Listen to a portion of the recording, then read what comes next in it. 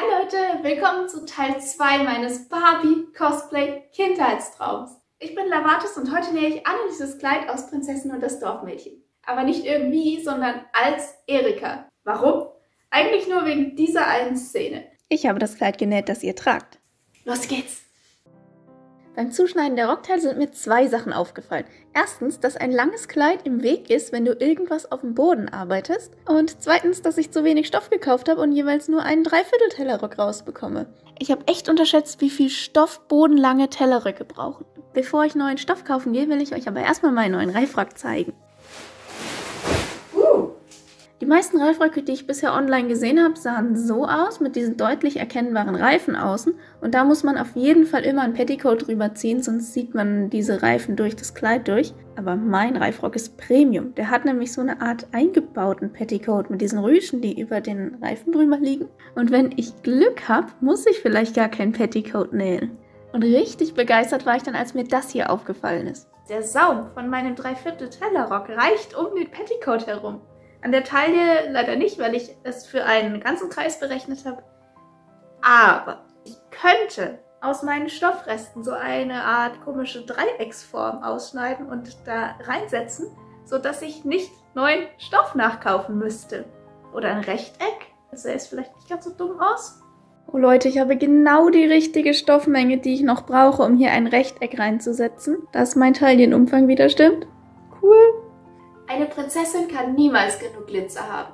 Deshalb kommen da jetzt noch meine Hotfix-Steine drauf. Ich habe ganz viel Silber und ein paar rosane. Das hier war ein Versuch wert, aber es gefällt mir besser, wenn die Steine auf dem Tüll sind und nicht unten drunter. Die silbernen glitzern auch viel schöner als die rosanen. Ich denke aber, ich werde trotzdem mischen. Ah Leute, ich liebe mein Hotfix-Gerät und Glitzersteine machen alles immer besser. Aber es dauert halt auch, weil man jedes Steinchen einzeln ungefähr 10 Sekunden fixieren muss. Das Ergebnis ist es definitiv wert, aber der Weg dahin braucht viel Geduld. Ja, und manche Stoffe, ganz bestimmt diese, verziehen sich nochmal, wenn sie hängen. Das heißt, ich werde jetzt den ganzen Rock erstmal wahrscheinlich mehrere Tage so hängen lassen. Und erst wenn sich keine Bereiche mehr unten in die Länge ziehen, dann mache ich den Saum. Oben drüber kommt gleich auch noch der Tüllüberrock. Wie ihr seht, habe ich die Glitzersteine nicht bis ganz unten geklebt, weil sich vielleicht auch nochmal hier was verzieht. Ganz am Ende, wenn ich ihn auf eine Länge geschnitten habe, kommen da noch ein paar Steine unten hin. Ich habe jetzt den Rock extra lange hängen lassen, aber jetzt kann ich die Länge angleichen und dann den Saum nähen. Ja. Hier habe ich schon mal 2 Bänder als Befestigung an beide Rockteile genäht. Hier ist jemand wieder faul und schlägt den Saum um, ohne ihn zu bügeln. Psst, nicht verraten. Ich kann schon mal mit dem Oberteil anfangen, denn zufällig habe ich dafür schon ein Schnittmuster. Ich meine, das ist doch quasi der gleiche Schnitt, bis auf das Vorderteil. Das Schnittmuster für Annelieses Oberteil ging schnell, denn ich musste nur ein Teil verändern. Und ich habe hier den perfekten Stoff gefunden. Der sieht doch genauso aus wie auf dem Referenzbild. Der ist so schön. Das ist ein schöner Brokat. Habt ihr auch so manchmal so Stoffe, wo ihr denkt, oh, ich glaube, das kennt jeder, der näht. Ich bin mir zu 95% sicher, dass dieses Schnittteil funktionieren wird, also spare ich mir ein Teststück und wir werden sehen, ob ich die Entscheidung später noch bereue. Das ist nicht die stoffsparendste Möglichkeit, das Teil zuzuschneiden, aber ich möchte diesen Ausschnitt vom Muster haben.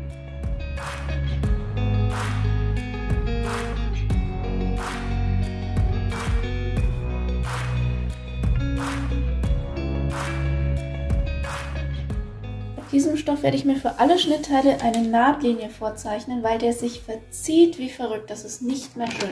Und ich werde vor dem Nähen jedes einzelne Teil mit der Overlock versäubern, weil...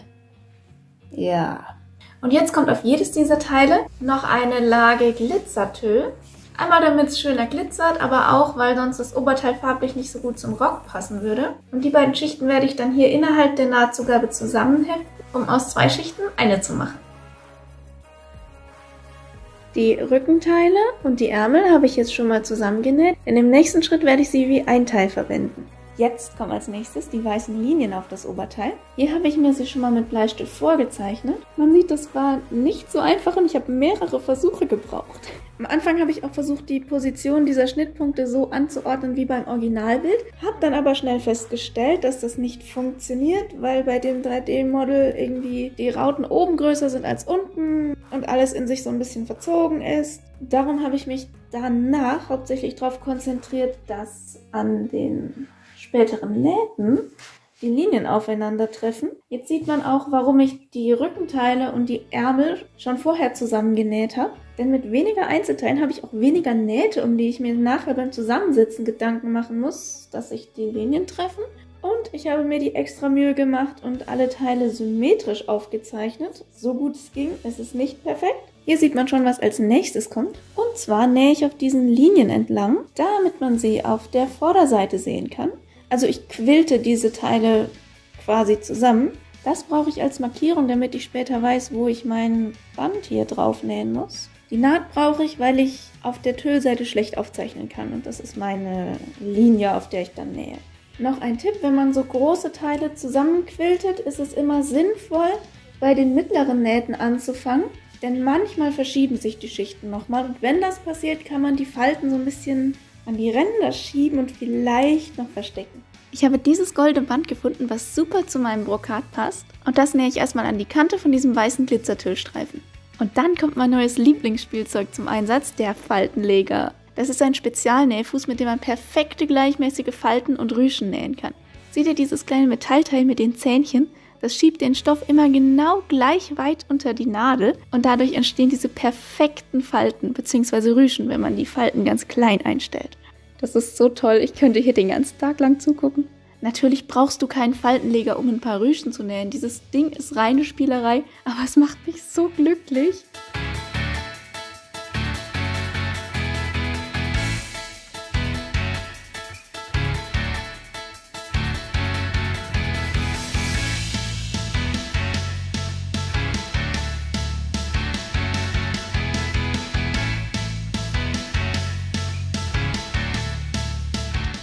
Ich bin beim Nähen zu einer sehr wichtigen Erkenntnis gekommen, um nicht zu sagen Schwierigkeit. Und zwar, ich habe hier einmal den Polyester-Satinstoff, der ist wirklich null dehnbar. Das ist die Plastikfolie, okay? Jetzt habe ich das Oberteil nach dem gleichen Schnittmuster genäht wie dieses hier. Und dieser Baumwollstoff ist eigentlich auch nicht dehnbar, aber trotzdem gibt der wirklich so minimal nach. Genauso wie der Bettwäschestoff, aus dem ich mein Probestück genäht habe. Ja, und dann war dieses Oberteil fertig und ich musste feststellen, dass diese Winzigkeit an Dehnbarkeit den Unterschied macht zwischen recht bequemem Kleid und ich kann mich nicht weiter bewegen als so. Oh Mann, ich habe jetzt inzwischen schon an alle Nähten alles an Nahtzugabe rausgelassen, was ging. Also unter den Armen, an den vorderen Teilungsnähten und am Reißverschluss. Inzwischen geht der Reißverschluss zu. Das war knapp. Jetzt sieht man dummerweise bei dem Brokat die ursprünglichen Nahtlinien, aber da kommen ja zum Glück noch Bänder drauf. Das Kleid hat jetzt diese wellenförmigen Verzierungen hier vorne in Gold und in Rosa. Ich habe dieses wunderschöne Band gefunden. Es ist nicht der ganz genau passende Goldton zu dem Brokat, aber es ist das einzige goldene Band, was ich finden konnte, das man mit sanfter Gewalt vorsichtig in eine Wellenform bringen kann, ohne dass es Falten wirft. Also das kommt dann irgendwie so. Ich habe aber kein passendes rosafarbenes Band bzw. Schrägband gefunden. Normales Band hier keine Chance, das wirft zu viele Falten. Und deshalb werde ich mir welches selber machen. Aus den Resten, die ich hier noch vom Rocksaum habe. Hier ist der erste Streifen. Und ich dachte, ich kann das dann hier so einfach drauflegen und in Form bringen.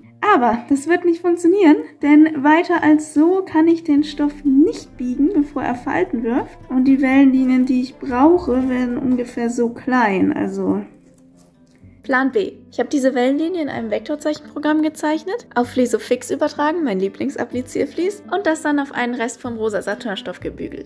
Eigentlich wollte ich die Nahtzugaben nach unten schlagen, aber das wurde echt hässlich und damit sind wir bei Plan C. Ich habe die Wellen einfach so festgebügelt. Wundert euch nicht, dass ich dafür mein Hotfix-Gerät benutze, das ist einfach präziser als das Bügeleisen. Und es funktioniert mit jedem Gerät, was heiß wird, also Hier nähe ich dann alles mit Zickzackstich fest und dann kommt das goldene Band.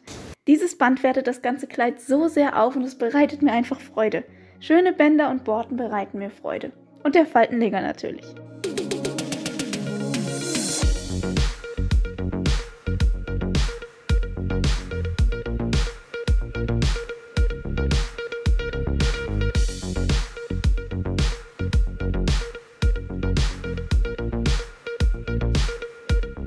Tada!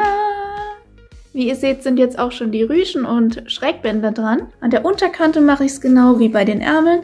Das komplette Schrägband wird nach innen gefaltet und dann hängen die Rüschen gerade nach unten. Oben mache ich es anders. Da falte ich nur das halbe Schrägband nach innen und fasse dann so die Kante ein. Für diesen Übergang mit dem Band habe ich den Rüschenstreifen so einmal um die Kurve gelegt. Hier sieht man noch den Rest.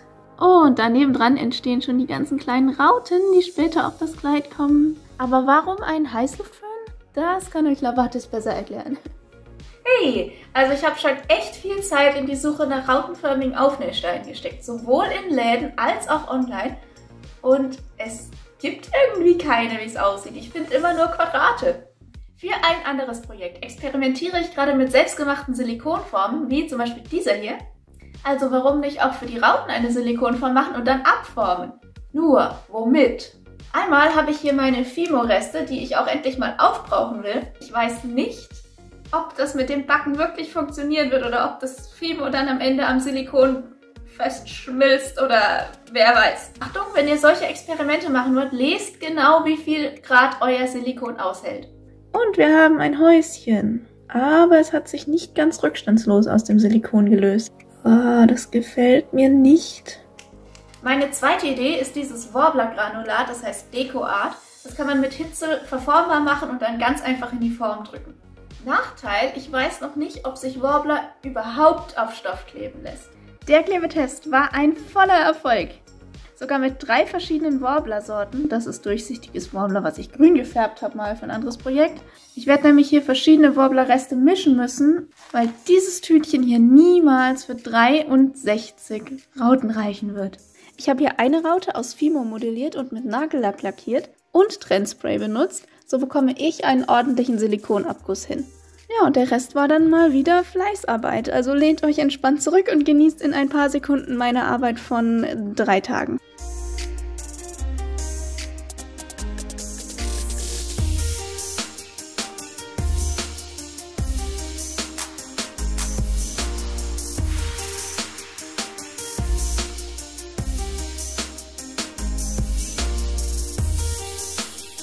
Ich konnte nicht ganz verhindern, dass ein bisschen Holzleim an den Rauten runterläuft und sich außenrum so verteilt.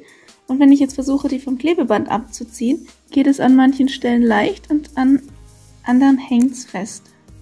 Und dann hängt der Holzleim so fest am Klebeband, dass ich meine Grundierungsschichten mit runterziehe. Das ist jetzt hier nicht so schlimm, weil ich es reparieren kann, aber blöd wäre das, wenn es mit dem Sprühlack passiert. Darum, bevor ich meine Rauten lackiere, muss ich irgendwas basteln, dass sie so einen kleinen Abstand zum Untergrund haben.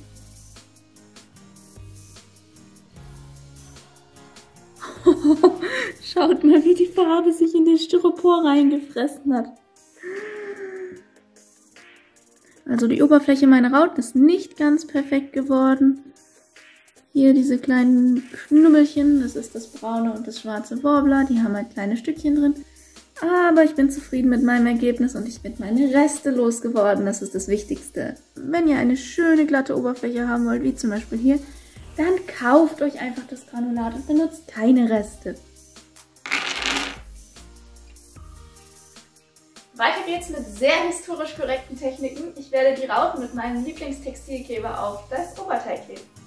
Dieser Kleber hat allerdings etwas ungesunde Dämpfe, deshalb als erstes Fenster auf. Außerdem habe ich mir endlich Nitrilhandschuhe gekauft, also jetzt bin ich sehr vorbildlich.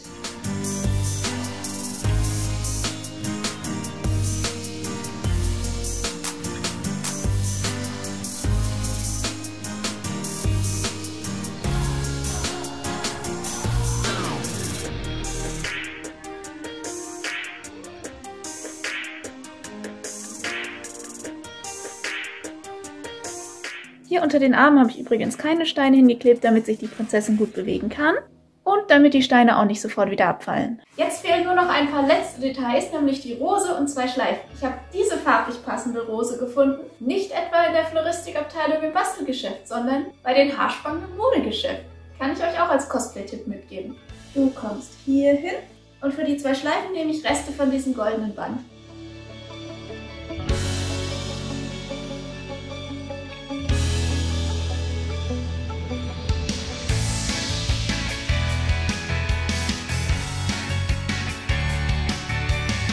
Dieses Kleid macht mich glücklich. Es ist pink, es glitzert und es hat schöne Bänder und Rüschen. Außerdem hatte ich einen Riesenspaß dabei, diese Aufnahmen mit 2 Outfits zu machen. Würde ich an diesem Cosplay was ändern? Ja, 2 Sachen. Erstens, ich dachte, ich brauche keinen Petticoat, aber ich lag so falsch. Man sieht doch die Ringe des Reifrocks. Vor dem nächsten Fotoshooting werde ich mir wohl einen Petticoat nähen oder kaufen. Zweitens, mein Make-up. Ich brauche mehr Kontrast, übertriebeneres Make-up. Ich hätte nicht gedacht, dass dasselbe Make-up, das mit der braunen Perücke ganz gut aussieht, bei der blonden Perücke mein Gesicht irgendwie so platt macht. Make-up ist echt nicht meine Stärke. Naja. Jedenfalls schön, dass du dabei warst und ich freue mich schon auf dich im nächsten Video.